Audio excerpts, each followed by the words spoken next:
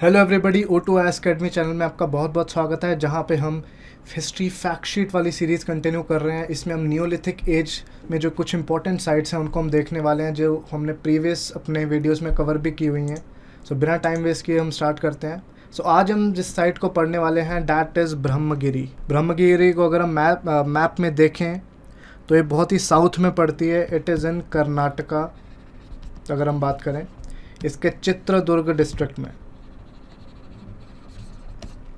In fact अगर हम इसको मैप में देखें तो ये अभी तो इसमें मतलब पॉलिटिकली नज़र नहीं आ रहा है, तो बिल्कुल कर्नाटका और आंध्रा के बॉर्डर पे नज़र में आती है। ये Andhra, I think it is Telangana, not Andhra, उसके बॉर्डर पे नज़र आती है। और इस जगह पे जो क्लस्टर बना हुआ है कर्नाटका, आंध्रा और तेलंगाना के बॉर्डर पे, तो यहाँ पे बहुत सारी हमें साइट्स मिलती हैं जो कि नियोलिथिक, चालकोलिथिक और इवन मेगालिथिक साइट्स भी यहाँ पे पाई गई हैं। मेगालिथिक की बात और चालकोलिथिक की हम बाद में बात करेंगे, तो फिलहाल हम नियोलिथिक ब्रह्मगिरी के ऊपर बात करते हैं, जो कि साउथ इंडिया में सबसे इंपॉर्टेंट साइट्स में से एक है। सो इसको एक्सकवेट किया था बेंजामिन एल राइस नाम के आर्कियोलॉजिस्ट ने 1891। जैसे आप जानते हैं कि 1947 तक अंग्रेज़ों ने हम पर राज किया है, बट इंडियन आर्कियोलॉजी में और हमारी एंशियंट चीज़ों में वो काफ़ी तरह इंटरेस्ट रखते थे। सो डैट वो ये प्रूव करना चाहते थे कि कहीं ना कहीं जो उनका रूल है इंडिया के लिए बहुत अच्छा है और इंडियंस खुद को कहीं ना कहीं गवर्न नहीं कर सकते हैं। हमारी ही चीज़ों को वो कहीं ना कहीं फाइंड आउट करके उसमें अपना कॉलोनियल लेगेसी वाला जो अपना एक सोच है वो उसमें डालना चाहते हैं। इसलिए इंडियन चीज़ें जो हैं वो काफ़ी डिस्कवरी में अंग्रेज़ इंटरेस्टेड होते थे। इवन हमारी जो चीज़ें हैं वो उठा के भी ले जाते थे। काफ़ी इंडिया की आर्कियोलॉजी की चीज़ें आपको लंदन म्यूज़ियम में मिल जाएंगी। That's why they were quite interested. So Benjamin L rice नाम के आर्कियोलॉजिस्ट ने इसको एक्सकवेट करना शुरू किया, जो कि 1891 काफ़ी पहले की बात है। और यहाँ पे ना ही सिर्फ नियोलिथिक साइट तो है ही, सेकेंड मिलेनियम BC की अगर हम बात करें, डैट मीन्स 2000 BC के आसपास ये साइट, यहाँ पे लोग बसना शुरू हो जाते हैं। और ये इवन AD तक या फिर अगले 2000 साल तक ये साइट बसती रही है। इवन अशोका के टाइम पे भी यहाँ पे बहुत इंपॉर्टेंट कुछ चीज़ें हुई हैं जो हम यहाँ पे डिस्कस करने वाले हैं।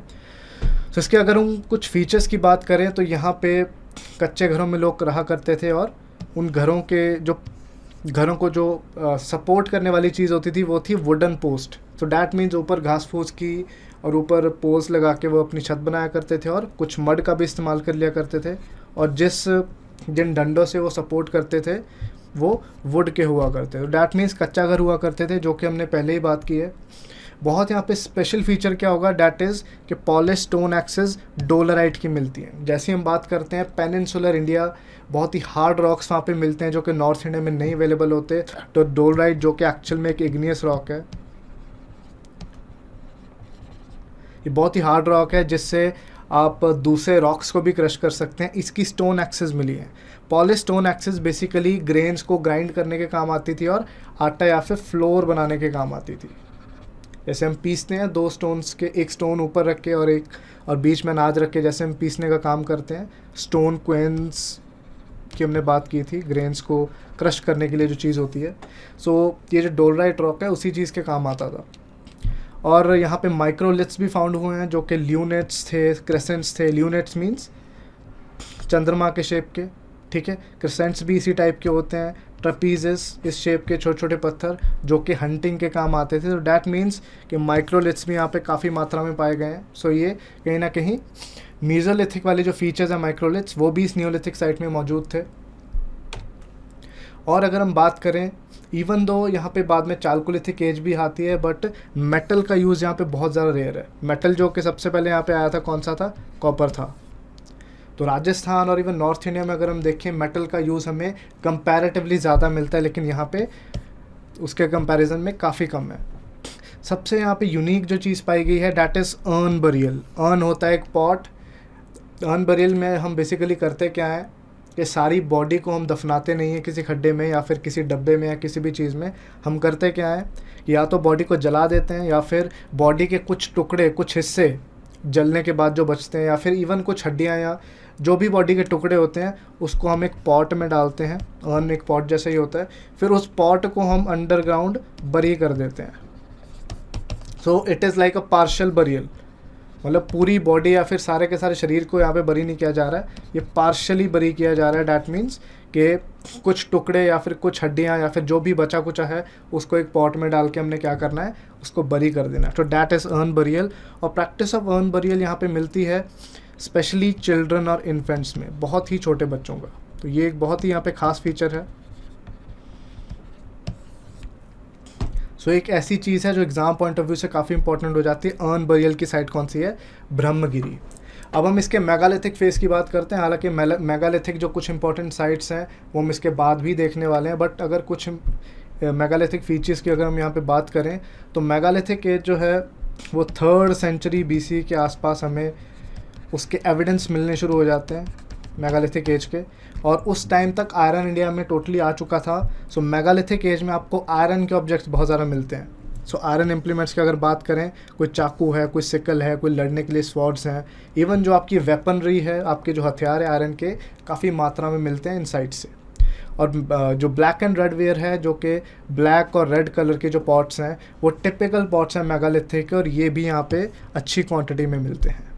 Black and red ware basically कैसे बनता है, हम कोई भी पॉट होता है, कोई भी बर्तन होता है, उसको उल्टा कर देते हैं तो देखते हैं कि जो पॉट है, वो जो बर्तन है वो अंदर से काला हो जा रहा है और ऊपर और नीचे से काला हो जा रहा है। सो डिफरेंट टेक्निक से उसको पकाया जाता है पॉटरी व्हील पे। सो इसी की वजह से ब्लैक एंड रेड उसका कलर आता है। और यहाँ पे थोड़ी हैरानी की बात है, हालांकि सी से काफ़ी दूर पड़ता है, लेकिन उसके बावजूद भी यहाँ पे शंख या फिर शेल के ऑब्जेक्ट्स भी फाउंड हुए हैं। डैट मीन्स के छोटा मोटा लेवल का यहाँ पे ट्रेड भी कहीं ना कहीं लेटर स्टेजेस में होता होगा। और इम्पॉर्टेंट जो बात है जो मेगालिथिक एज में आती है, that is a stone cyst. अब स्टोन सिस्ट क्या होता है? ये एक ऐसी ग्रेव होती है जहाँ पे आप एक कबर बनाते हैं, बॉडी को नीचे आप दफन करते हैं और उस बॉडी को क्या करते हैं, उस बॉडी के अराउंड आप बड़े बड़े पत्थरों को अरेंज कर देते हैं to mark the grave. That means कि वहाँ पे कोई ग्रेव है। अगर हम यहाँ पे देखना चाहें तो इस तरह की जो ग्रेव्स हैं आप यहाँ पे देख पा रहे हैं कि अंदर बॉडी दफनाई हुई है, और इस बरियल को मार्क करने के लिए, यहाँ पे ये चीज़ दिखाने के लिए कि यहाँ पे कोई चीज़ दबी हुई है, किसी को बरी किया गया है, पत्थर यहाँ पे आसपास लगाए हुए। हालांकि यहाँ पे थोड़ा सा टूट गया यहाँ पे, बट इस तरह से इनसर्कल किया हुआ है, तो इसको हम सिस्ट बोलते हैं। ये मेगालिथिक में आता है क्योंकि बहुत बड़े बड़े पत्थर यहाँ पे प्लेस किए गए हैं। और सिंस अगर हम देखें बॉडी को, इस बॉडी की ग्रेव को चारों तरफ से पत्थरों ने घेरा हुआ है, वो भी एक रेक्टेंगुलर फॉर्म में, तो हम इसको सिस्ट बोल देते हैं। अगर इस बॉडी को या फिर अगर इन पत्थरों को ऊपर से भी हम कवर कर दें एक कैपस्टोन के साथ, यहाँ पे भी अगर पत्थर लगा दिया जाए इसके ऊपर, तो उसको हम डॉल्मेन भी कह देते हैं। ये हम आगे मेगालिथिक साइट्स में देखने वाले हैं, बट स्टिल जस्ट इसके साथ मैं आपको एक फैक्ट ऐड करा रहा हूँ। So this is a cyst जो कि मेगालिथिक साइट्स पे आपको मिलता है। सो नेक्स्ट अगर हम बात करें आफ्टर मेगालिथिक एज या फिर उसी के कुछ ही टाइम बाद अशोकन एडिक्ट भी यहाँ पे मिलता है, जो कि मॉर्टिमर व्हीलर नाम के आर्कियोलॉजिस्ट ने जिसको फाइंड किया।